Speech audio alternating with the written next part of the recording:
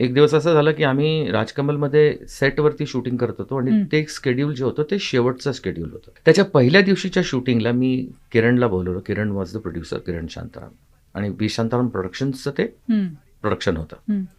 तर मी किरणला बोलवलं, म्हटलं सगळं बाकी गाणी बिणी झाली आहेत, सगळं झालं आहे, मला काहीतरी डोक्यात आलं. म्हटलं अरे ते जे माझ्या नेहमीच्या पिक्चरच्या सिल्वर ज्युबलीची ट्रॉफीज जो बनवतो ना, त्यांचं नाव काय ते जरा सतीश कुलकर्णीला विचारून घे आणि त्याला जरा बोलव, उद्या मला त्याच्याशी बोलायचं. त्याला कशाला बोलवतो? म्हटलं मला काम आहे ना. हां बरं बोलवतो. तर दुसऱ्या दिवशी त्यांनी बोलवलं आणि त्याला मी म्हटलं बघ हे असं पिक्चर आहे, त्याचं नाव अशी ही बनवा बनवी आहे, हा त्याचा लोगो आहे, ह्याची सिल्वर ज्युबिली ट्रॉफी कशी बनेल? त्यांनी माझ्याकडे बघितलं तर म्हटलं सर पिक्चर कम्प्लीट नाही झालंय अजून, शूटिंग बाकी आहे. म्हटलं हो बाकी आहे ना, मी कुठे नाही म्हणतो, पण नंतर कोण पळापळ करणार रे, आता मला तू 1-2-4 ऑप्शन्स दे.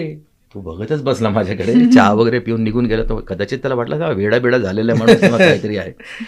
किरणला त्यांनी जाऊन सांगितलं, तो किरण माझ्याकडे, तू त्याला असं बोललास? म्हटलं हो, कमाल आहे तुझी म्हणून. 7-8 दिवसानंतर तो आला एक 4-5 डिझाईन घेऊन. त्यातलं एक डिझाईन मी ओके केलं. म्हटलं this is the design I would want, ती ट्रॉफी ह्याची अशी बनली पाहिजे. सगळं झालं, पिक्चर रिलीज झालं, पिक्चर सुपर डुपर हिट झालं. अशी ही बनवा बनवीचं टायटल बदललं, अशी ही सुपर हिट बनवा बनवी असं टायटल झालं, जे लोकांना म्हणजे प्रिंटमध्ये पण आलं, म्हणजे आमची डिझाईन्स पण तशी बदलली आणि मग सिल्वर ज्युबली झालं पिक्चर.